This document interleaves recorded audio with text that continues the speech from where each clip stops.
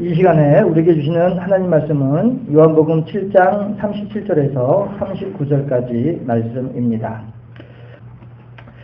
오늘 본문 39절에 보면 괄호 쳐가지고 이렇게 글씨가 또 하나 있지요. 요거 이제 설명해 놓는 내용인데요. 괄호 내용을 보면 예수께서 아직 영광을 받지 않으셨으므로 성령이 아직 그들에게 계시지 아니하시더라. 이렇게 나와 있어요. 이 말씀은요, 얼핏 들으면 이렇게 생각을 할 수가 있어요. 제가 이제 우리 아이 한번 그런 얘기를 한 적이 있었는데요. 우리 아이가 운전을 하고 싶어 해요. 그래서 저는 절대 안 된다 이러죠. 왜요? 면허 딸 때까지는 안 된다 이거죠. 예. 이런 것처럼 어쩌면 꼭 그렇다라고 하는 것이 아니라 이 말씀이, 괄호 안에 있는 말씀이 그런 식으로 들릴 수도 있겠다라고 하는 거예요. 아직 예수님께서 무엇인가 부족해서, 마치 우리 아이가 아직 나이가 안 되고 우리 아이가 아직 면허를 따지 못했기 때문에 운전을 못한다 라고 하는 것처럼 오늘 괄호 안에 있는 말씀이 예수님께서 무엇인가 부족해가지고 아직 영광을 받지 아니하셨다라고 하는 그런 뭔가 결격 사유가 있어서 그래서 성령이 아직 오지 않았다, 이렇게 받아들일 수가 있겠다라고 하는 것입니다. 그러나 그거는 오해이다라고 하는 거죠. 전혀 그런 것이 아니다라고 하는 것입니다. 다만 아침에도 말씀드렸다시피 하나님은 우리들의 구원을 위한 계획을 세우셨고 예수님은 우리들의 구원을 위해서 그 계획을 완성시키신 분이고 성령님은 그 완성된 구원을 유지시키는 분이 성령님이시다, 이런 말씀을 드렸었죠. 예. 그랬을 때에 성령이 임하게 되는 때는 보세요. 하나님의 예정, 하나님의 계획이 있고 예수님의 완성이 있고 그 다음에 성령님의 유지, 지탱, 보수, 이것이 있단 말이에요. 그러니까 성령님께서 우리들을 도와주셔서 우리들로 하여금 그렇게 성령이라고 하는 말이 헬라어로 헤파크레이토스라고 이제 제가 얼른 잠깐 헷갈렸죠. 헤파크레이토스라고 하는데 그 말이 뭐냐 하면 이렇게 도와주는 자, 이렇게 협력해주는 자, 이런 의미가 있다고 하는 거예요. 그래서 성령은 계속 끊임없이 우리들에게 하나님의 그 완성되어진 구원을 믿을 수 있도록 믿음을 우리들에게 계속 불어넣어주는 존재가 성령이다. 이렇게 순서가 있단 말이에요. 순서에 의해서 아직 성령이 안 오신 것 뿐이지 예수님께서 무엇인가 부족해서 성령이 내리지 않았다, 이건 아니라라고 하는 것입니다. 그래서 예수님께서는요, 누구든지 나를 믿는 자는 그 배에서 생수의 강이 흘러나리라 라고 하는 그 말씀을 가지고서 우리들에게 성령을 기다리고 우리들의 구원의 그날을 기다려야 될 힘을, 동기를 부여해주고 계신다라고 하는 것입니다. 해서 우리가 왜 흔히들 당근과 채찍이라고 이야기를 하잖아요. 그렇죠? 무엇인가 일을 하려고 할 때 그럴 것이 아니라 우리 교회에 이제 저기 중학생이 된 녀석이 하나가 있는데 이 친구가 하루는 가가지고 그 스마트폰을 자랑을 하더라고. 그래가지고 이거 웬 거냐 했더니 성적이 올라가지고 집에서 사준 거래요. 이게 약속이거든요. 부모는 아이로 하여금 공부를 잘할 수 있기를 바라는 게 부모의 마음이고, 그럼 어떻게 하면 이 아이가 공부를 잘할 수 있을까라고 생각을 하다가 그래, 너 어느 정도 수준이 되면 스마트폰 사주마 라고 약속을 했단 말이에요. 그러니까 이 녀석은 스마트폰을 바라보고서 디립다 공부를 한 거예요. 그리고 그 성적이 오르니까 그 원하던 스마트폰을 가지게 되는 거란 말이에요. 그런 것처럼 예수님께서도 우리들에게 생수의 강이 넘쳐나리라, 오늘 제목을 생수의 강이라고 말씀을 정했는데요. 생수의 강이 넘쳐나리라 라고 하는 당근을 우리들에게 제시해 주시는 거예요. 그리고 그 생수의 강이 넘쳐나기 위해서는 어떻게 해야 돼요? 나를 믿어야 된다, 이렇게 말씀하신다는 거죠. 해서 아직 성령이 오시기 전에 우리들로 하여금 하나님을 믿으면서 성령이 오시기까지 기다리는, 뒤에도 이제 나오겠습니다만은 120문도가 500명이 120명으로 줄어드는 만큼 오랫동안 그 많은 그 번민이 있고 고민이 있는 가운데에서도 끝까지 지켰던 이 사람들에게 성령이 임하게 되는 것처럼 우리들에게 그렇게 하나님께서 생수의 강이라고 하는 제목으로 우리들에게 소망을 주시는 거예요. 나를 잘 믿어라, 예수를 잘 믿어라, 그래야면 너희들에 대해서 생수의 강이 넘쳐나리라. 생수의 강은 어느 때 넘쳐나게 됩니까? 성령이 임하게 되면 그때 생수의 강이 우리들에서 막 넘쳐나지 않아요. 예. 해서 예수님께서 우리들에게 하신 말씀은 그때까지 기다려라 라고 하는 것이고, 기다리는 동안에 우리가 지치지 않도록, 기다리는 동안에 우리가 낙심하지 않도록, 낙담하지 않도록, 절망하지 않도록 우리들에게 힘을 불어 넣어주시는 거예요. 그래서 저 소망을 따라서 우리가 한번 가야지.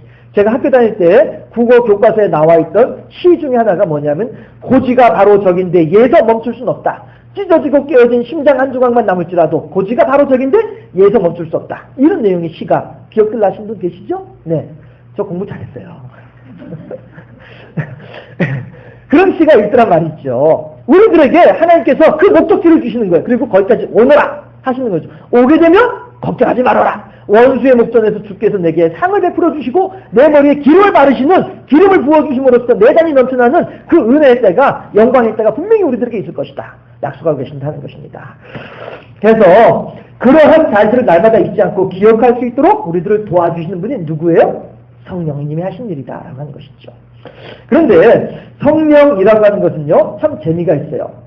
충만해졌다가도요 때로는 이렇게 좀 줄어들 때도 있고 그래요. 예를 들자면 삼손이에요. 아시죠?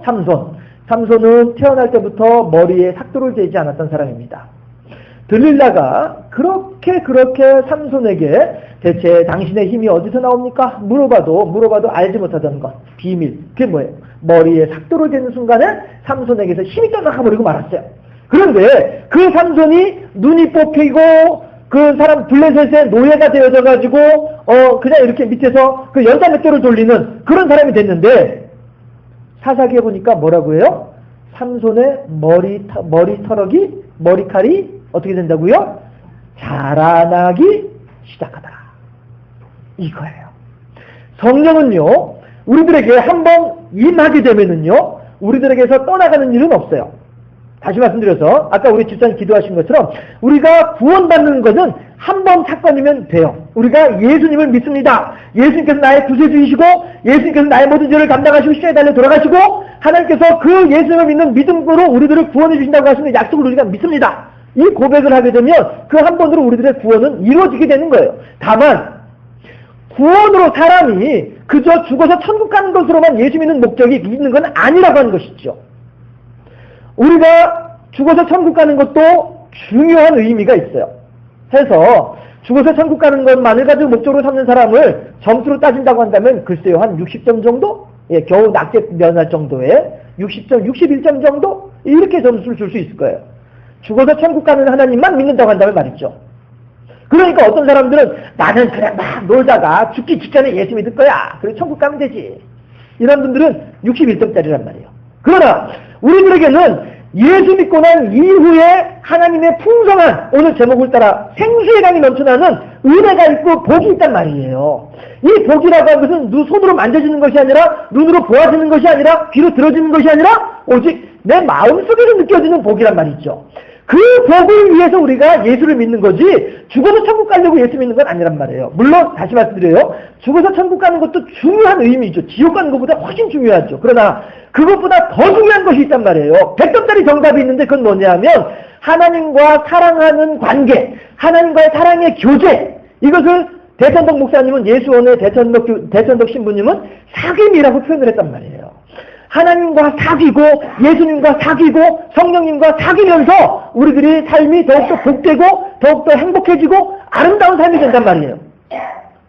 어제까지만 해도 나의 삶 속에 고통이 기숙하고 어저께 아침까지만 해도 나의 삶 속에 울음이 기숙하였을지라도 오늘 이 깊은 밤을 지나고 밝아오는 새벽이 되면 하나님의 은혜로 기쁨으로 당을 거두릴 것이라고 하는 소망을 가지고 살아갈 수 있는 힘, 그 힘이 어디서 나오냐면 예수 믿는 데서 나온다라고 하는 것이죠. 죽어서 천국 가는 것도 중요하지만 우리가 예수 믿는 것은 바로 이 성령의 충만한 가운데에서 우리들의 속에 생수의 강이 넘쳐나는 기쁨을 누리기 위해서 그것 때문에 우리가 예수 믿는 재미가 여기 있다라고 하는 것입니다. 그래서 예수님께서는 뭐라고 말씀하시냐면 성령을 받아라 라고 말씀을 하셨는데 사도 바울은 그 뒤에 뭐라고 표현을 하냐면 성령의 충만을 덧입어라 라고 이야기를 한단 말이에요. 성령을 받는 때는 우리가 구원받는 때가 성령을 받는 때예요. 그런데 그 성령이라고 하는 것은 삼손에게서 머리카락이 자라나기도 하고 잘라내게 되면은 힘이 떨어졌다가도 다시 또 머리카락이 자라나면서 또 힘이 생기기도 하고 이런 것처럼 성령이라고 하는 것은 우리들에게 충만해지기도 하고 때로는 이렇게 쇠잔해질 때도 있더라라고 하는 것이죠. 그래서 성령 충만한 사람은 어떤 사람들이에요? 사람들이 볼 때 야, 저 사람은 예수 믿는 사람 같으네 라고 하는 평을 받을 때 이럴 때가 성령 충만한 상황이다라고 하는 거죠. 물론 다른 사람들이 나 예수 믿는 사람인 줄 몰라, 나 성령 충만하지 않은가 봐, 이렇게 단정 지을 수는 없지만 그냥 우리가 이해하기 쉽게 표현을 하자면 그렇다는 거죠. 성령 충만한 사람은 누가 와서 오른뺨을 때리면은 어우 너 내 뺨 때리느라고 네 손 아프겠다, 손 아프지? 자, 왜 뺨도 때려? 이게 성령 충만한 사람이란 말이죠.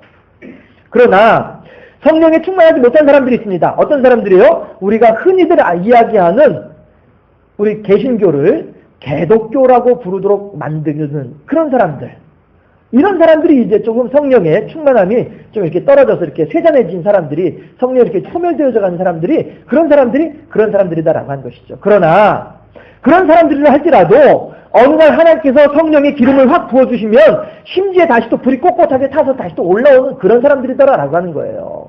구원받지 못한 사람들이 아니라, 멸망한 사람들이 아니라, 다만 성령 충만함이 필요한 사람들이더라라고 하는 것이죠. 해서 우리들 가운데서도요, 이렇게 성령에 충만한 사람들이 있는가 하면 또 그렇지 못하다라고 생각되어진 그런 분들도 계셔요. 또 속으로 과연 이 목사가 지금 누구를 두고서 누구를 가르치면서 성령 충만하지 못하다고 표현을 할까? 이거 머릿속으로 생각하지 마시고 예, 그냥 그렇게 말씀드릴게요. 그렇게 생각하시는 그분이야말로 진짜 성령 충만이 필요한 분입니다. 예, 아무튼 간에 예. 그런데 하나님께서 우리들에게 하시는 말씀은 모두가 다 이렇게 성령의 충만함을 덧입기를 바라는 분이 하나님이시고, 그러므로 말미암아 예수 믿는 재미, 하나님을 사귀는 재미, 기쁨, 즐거움, 이것이 풍성한 삶을 살기를 바라시는 분이 하나님이시다는 거예요.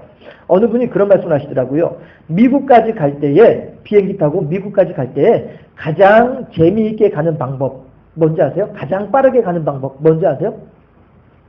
혹시 아시는 분? 미국까지 비행기 타고 갑니다. 가장 빠르게, 가장 재밌게 갈 수 있는 방법 뭔지 아세요? 미국을 가봤어요 말이죠. 저부터도. 예? 그렇죠. 좋은 사람과 같이 갈 때 그게 가장 빠르고 가장 즐거운 길이다라고 하는 거예요. 이게 왜 그래요? 좋은 사람과 같이 여행을 가다 보니까 거기에 대한 기대감이 있으니까 그 미국까지 가는 12시간 이상 가는 그 거리가 즐거운 거리가 된다는 거예요. 왜? 가서의 기대감이 있으니까. 우리가 하나님을 믿는 이유가 거기에 있다는 거예요. 누구나 똑같이 60년, 70년, 80년, 90년 살아가는 시간이지만 어떤 사람은 아이고 죽지 못해 살아가는 사람들이 있어요. 그러나 어떤 사람들은 날마다 기쁘고 감사한 사람이 있어요. 왜 그래요? 예수 믿는 사람과 안 믿는 사람의 차이가 거기에 있더라라고 하는 것이죠. 하나님은 그렇게 우리들을 향하여서 생수의 강이 넘쳐나는 삶을 살기를 바라시는 분이 하나님이시다 하는 거예요. 다만 그 생수의 강이 넘쳐나기까지는 우리들은 기다려야 된다는 거예요. 아직 예수님께서 영광을 받지 않으셨으므로 성령이 임하지 아니하시니라.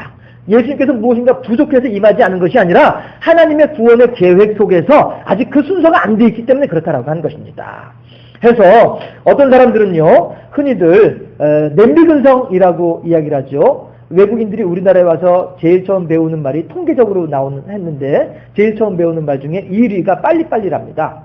외국인들이 우리나라에 와서 배우는 제일 처음 말이 그만큼 부지런하다라고도 이야기할 수 있겠습니다만, 또 다른 한편으로는 그만큼 조급하다, 무엇인가 깊이가 없다, 이렇게도 생각을 할 수 있을 것 같아요. 물론 쉽고 빠르게 진행하는 게 더 유리한 경우도 있을 수 있겠죠. 예, 그렇게 하겠지만 순서와 절차를 무시하면서 일을 진행하고자 할 때에는 그만큼의 위험 부담도 있다 하는 것을 우리가 알아야 할 것입니다. 성수대교가 어째서 무너졌습니까? 삼풍백화점이 어째서 무너졌습니까? 어째서 그렇게 커다란 슬픔과 고통 가운데 우리가 처할 수밖에 없는 상황이 왜 벌어집니까?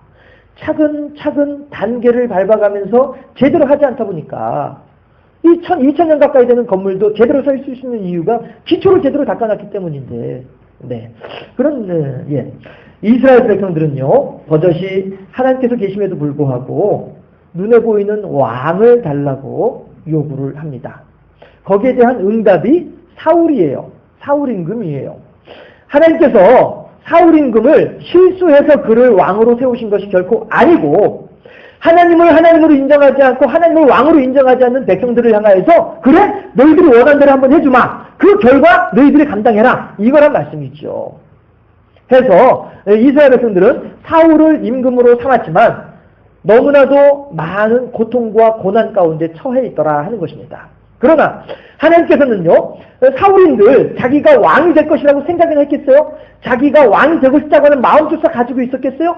그냥 제비가 뽑히다 보니까 이 사람은 당황스러워가지고 마차 사이에 숨어버린 사람이 사울인데, 전혀 왕에 대한 생각조차도 없던 사람인데 억지로 왕을 시켜놓으니까 그 마음속에 교만이 들어가면서 엉뚱하게 다른 짓을 하게 되고 말더라 하는 거예요. 그러나 하나님께서는 다윗을, 아무리 다윗의 나이를 계산을 하더라도 아무리 많아봐야 15살이에요. 사무엘이 와서 다윗에게 기름 부어서 하나님께서 너를 이스라엘의 왕으로 삼으신다라고 하는 그 시간이 아무리 다윗의 나이를 만 높게 잡아도 15살이에요. 그리고 적게 보면은 10살까지도 볼 수 있어요. 왜 그러냐 하면, 그걸 다시 따지긴 좀 그러니까 그냥 이렇게 할게요. 다윗이 위로 형이 7명이 있었어요. 위로 형이 7명이 있었는데 사울의 군대에 징집돼서 나간 형이 3사람이 있었어요. 다윗에게. 그러면은 이스라엘에서 군대로 나갈 수 있는 사람 20살 이상부터가 왕으로 나가거든요. 군인으로 나가거든요. 그러면 다윗의 4번째 형이 아직 20살이 안 된 거예요. 다윗의 넷째 형이 19살인 거예요. 그러면은 19, 18, 17, 16, 15 내려가면 다윗은 15살이란, 많이 봐야 15살이란 말이에요. 다윗의 엄마가 1년에 한 번씩 아기를 낳는다고 쳤을 때. 예. 그런데 1년에 한 번씩 아기 낳을 수 있나요? 현실적으로? 아니, 현실적으로 낳을 수 있긴 있겠다. 예. 아무튼 간에. 그래서, 다윗의 나이를 아무리 높이 잡아도 15살. 평균을 잡으면 13살. 더 적게 보면 10살까지도 볼 수 있는 게 다윗의 그 당시의 나이란 말이에요. 그런데 다윗은 그때부터 뭐예요? 마음속에 나는 이스라엘의 임금. 이거에 대한 마음이 있는 거예요. 김영삼 대통령이 중학생 때 자기 책상 앞에다가 나라의 대통령, 내 꿈은, 이렇게 해놓고 중학생 때부터 대통령의 꿈을 꾸었다라고 얘기를 하던데, 다윗은 10살에서 15살 사이에 이스라엘의 왕의 꿈을 꾼 사람이 다윗이다 하는 거예요. 그리고선 언제까지요? 33살 될 때까지. 유다 지파의, 자그마한 한 지파의 부족의 왕이 될 때까지. 33살. 20년이에요. 20년 동안 다윗은 임금으로서의 훈련을 받았어요. 그리고 33살부터 40살까지 7년 동안 추가로 보충 수업. 그래가지고 40살이 돼가지고 통일 이스라엘의 왕이 되는 거예요. 명실상부한 왕이 되는 거예요. 그런데 그 뒤에도 왕으로서의 수업이 끝나느냐? 아니에요. 죽을 때까지 그는 왕으로서 수업을 받는 거예요. 죽을 때까지. 죽기 직전에 아비삭의 일 때문에 또 일이 한번 터지고, 한창 젊었을 때에는 압살롬 반란해가지고 또 무슨 일이 터지고. 다윗은 죽을 때까지 왕으로서 훈련을 받았어요. 그렇게 하고 마지막에 내놓은 작품이 솔로몬이다라고 하는 거예요. 보세요. 사울이라고 하는 사람은 어느 날 갑자기 왕이 돼가지고 그가 내놓은 작품은 아무것도 없어요. 겨우 누구예요? 요나단 하나 이제 만들어 놨어요. 그것도 그 요나단도 자기가 만든 것도 아니고 그냥 스스로의 신앙으로 세워진 존재가 요나단이란 말이죠. 그러나 다윗은 10살부터 혹은 15살부터 20년, 30년 꾸준하게 왕으로서 훈련을 받고 왕으로서의 어떤 그런 교육을 받고 하나님의 수업을 받아가지고 왕이 되니까 멋이 있는 솔로몬이라고 하는 작품을 만들어내더라. 물론 중간에도 이런저런 실수는 있었지만은 그럼에도 불구하고 솔로몬이라고 하는 기가 막힌 작품을 만들어내는 사람이 다윗이다 하는 것입니다. 여러분 어떻습니까? 그렇다고 한다면 우리들을 한번 생각을 해볼까요? 우리들은 신앙생활을 함에 있어서 생수의 강을 소망함에 있어서 하나님의 성령의 충만함을 기다림에 있어서 우리들은 냄비 근성일까요? 20년 30년 다윗일까요? 어떠하실까요? 우리 교우들 한 사람 한 사람을 그들의 삶을 우리들이 알고 있는 만큼 이렇게 살펴보면 이분에게는 이런 걱정이 있고요. 저분에게는 저런 아픔을 한두 가지씩은 대부분 가지고들 계셔요. 그럼에도 불구하고 그분들은 그것을 그렇게 크게 내색하지 않고들 계시고요. 또 어떤 분들은 아예 무감각해진 분들도 계셔요.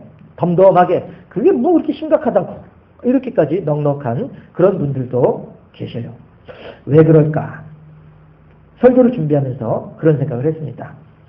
하나님께서 다윗을 훈련시키듯이 그렇게 우리도 고난이라고 하는 훈련을 통해서 하나님의 훌륭한 사람으로 하나님 나라의 훌륭한 일꾼으로 우리들도 그렇게 세워지고 계시는구나.